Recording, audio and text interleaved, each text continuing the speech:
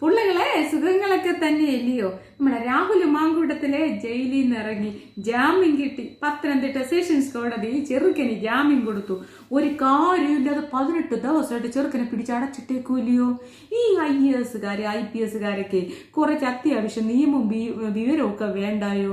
ഒരു അറസ്റ്റിന്റെ ഒരു നടപടിക്രമങ്ങളും പാലിക്കാതെ, നല്ലവണ്ണം ഒരു പരാതി പോലും കിട്ടാതെ, മൊഴി പോലും കൊടുക്കാതെ ചെറുക്കനെ പിടിച്ചകത്തിട്ട് നിയമം വല്ലതും അറിയണ്ടായോ ഇവർക്കൊക്കെ? അല്ലേ, അമ്മായിക്ക് ഒരു സംശയം. വീണ്ടും വീണ്ടും പരാതികൾ വരുമെന്നാണ്.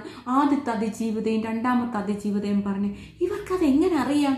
അപ്പൊ ഇതൊക്കെ ഒരു ഗൂഢാലോചന അല്ലയോ? ചെറുക്കൻ്റെ മേളിലെ ഭരണക്കാരെല്ലാവരും കൂടി ചേർന്ന്, ഭരണക്കാർ മാത്രമല്ല സ്വന്തം പാർട്ടിക്കാരും ഉണ്ട്, അത് നമുക്ക് പറയാതിരിക്കാൻ പറ്റത്തില്ല. എല്ലാവരും കൂടി ചേർന്ന് ചെറുക്കനെ അടിച്ച് തകർക്കുമ്പം കൂടെ നിൽക്കണ്ടായോ? നമ്മൾ കൂടെ നിൽക്കും, കട്ടയ്ക്ക് നിൽക്കും. അവൻ പാലക്കാട് സ്വതന്ത്രനായിട്ട് മത്സരിച്ച് ജയിച്ച് കാണിച്ചു കൊടുക്കണം. കാരണമേ അവന് നല്ലോണം സംസാരിക്കാൻ അറിയാം. ഇതുപോലെ ഈ ഭീകരതയും ഭരണ അക്രമങ്ങളും ഒക്കെ ചെയ്യുമ്പോഴേ നട്ടലുയർത്തി സംസാരിക്കാൻ പറ്റുന്ന ഒരുത്തനാണ്. ഈ കോൺഗ്രസ്സുകാരുണ്ടെന്ന് തന്നെ അറിഞ്ഞത് അവൻ വർത്താനം പറയുന്നതിന് അവൻ്റെ സമരത്തിൽ കൂടിയൊക്കെ ഇല്ലേ. അവൻ സമരം നടത്തി ജയിലിൽ പോയവനാ. പിന്നെ ഇതൊന്നും ഒരു വലിയ കാര്യമല്ല. എന്തായാലും നാളെ നിയമസഭ വരുമോ നമുക്കൊന്ന് നോക്കാം. ചെറുക്കനെ ഒന്ന് കാണാൻ താല്പര്യമുണ്ടല്ലോ.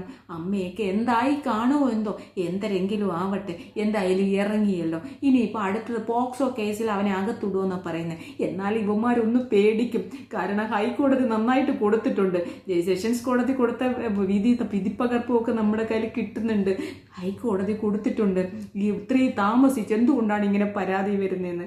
അതിന് മുമ്പ് തന്നെ സെഷൻസ് കോടതി പറഞ്ഞായിരുന്നല്ലോ ഇതൊക്കെ ഒരു രാഷ്ട്രീയ പകപോക്കലാണെന്ന്. അപ്പം കോടതികളുടെ മുന്നിലൊക്കെ ഇത് വന്നിട്ടുണ്ട്. എന്തായാലും എവിടം വരെ എത്തും. അടുത്ത പരാതിയും കൊണ്ട് ഈ വിജയൻ ഇങ്ങോട്ട് വരട്ടെ. പിടിച്ച് കൊടുക്കണം.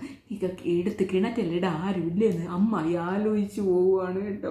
എന്തായാലും രാഹുൽ മാങ്കൂട്ടത്തിൽ വന്ന് നന്നായിട്ട് പ്രവർത്തിക്കട്ടോ. പാലക്കാടുള്ള ആൾക്കാരെ കൂടെ നിൽക്കട്ടെ കട്ടയ്ക്ക്, അല്ലേ?